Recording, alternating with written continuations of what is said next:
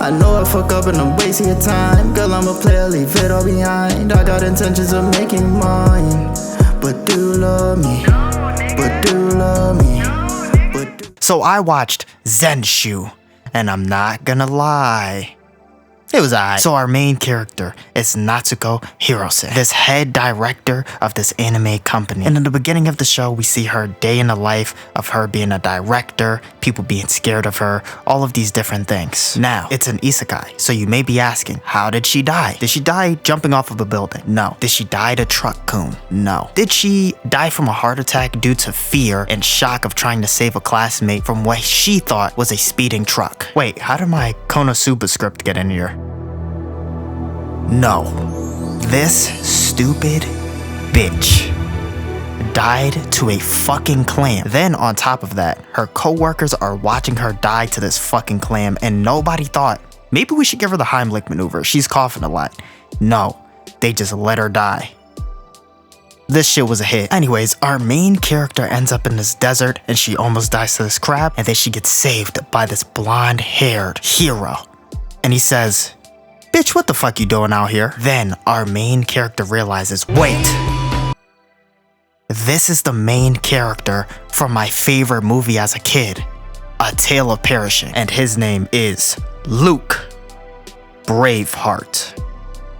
That shit is fucking ass. Anyways, our main character goes to the main town and she starts recalling everything that happens in the show. And then our main character realizes, wait, the Void Army, which is the crab thing, that's called a Void, the army's coming tonight, and Unio, which is the unicorn, is gonna die and make our main character sad, so I have to warn them. And when she tried to warn the party, which is called the 9 heroes, even though there's 3 of them, the unicorn says, man, Luke, this bitch crazy. Hours later, the Void Army shows up, obviously, because that's the plot of the show, and then our main character sees Luke getting his ass whooped, and Unio goes over to perform his sacrifice.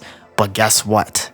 Our main character has a secret ability. Now, for my non-artist, you're gonna see this and you're gonna think, oh, maybe that's like a ruler or something, right? No, this is called a peg stick. And no, she's not gonna shove it up there, you weirdo. With this, she can change the fate of the story by creating a new outcome. And what she summons is... okay, I know she called it something else, but I think it would be funnier if it was Simon the Digger. Anyways, she defeats all of these and everybody's happy at the end of the episode. Episode 1 done. Now we're on to episode 2. So this is gonna be a fast video because every episode basically starts the same. So she wakes up after 3 days of being asleep, because the way her power works is the longer the animation takes, the longer she'll be out because she has to recharge. Anyways, so she tells Luke basically today there's gonna be a void ship, and it drops these wasp-looking voids out of it. So that's kind of the plot of this one. So I'm gonna tell you a little bit of what happened throughout the episode. So like she ate, she walked around, she yapped, she ate some more.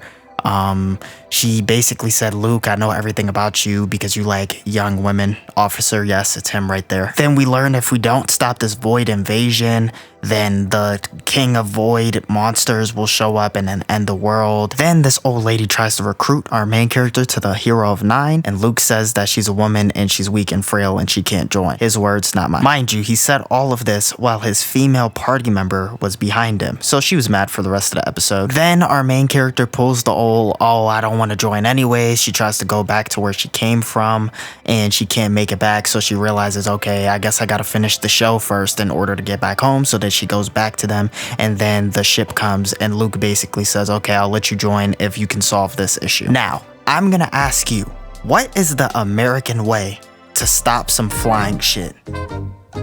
Obviously blow that fucker up. So then she draws a bunch of missiles and it blows up all of the bee things. Hooray, everybody's happy, and then she goes to sleep for 3 more days. Now, on to episode 3. One important thing about episode 3, it shows that basically her actions are affecting the world and making new outcomes. So since she saved Unio, the unicorn, now they're not hosting his funeral, now we're having a festival. But other than that, a bunch of boring shit happens. She walks around, she eats, she talks shit, she does all of this extra shit. Maybe there was some dialogue that was important, but I'm gonna be honest, this show is not deep and complex. It just has good animation. Can we all agree? Now, they try to pump fake you and make you think nothing is gonna happen in this episode, but look at this evil guy doing some evil shit. But anyways, just to wrap up this festival, we meet Destiny. This is basically the canon, you know, hero princess dynamic between her and Luke. This is Luke's fated love interest.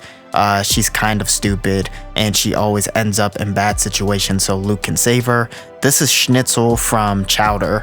I don't know what his actual name is and I'm not looking it up.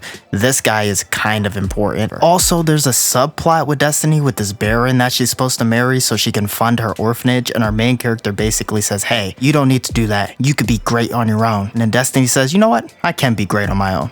Good for them. Oh, what's that? Oh, praying mantis monster that was summoned by that bad guy earlier. So now Destiny gets stuck, step bro, because of course she does. And now our main character has to save Destiny. And how does she do that? Well, she summons not Pesticide, but an Incineroar, or King if you like Tekken. And then it proceeds to go mucha lucha on his ass.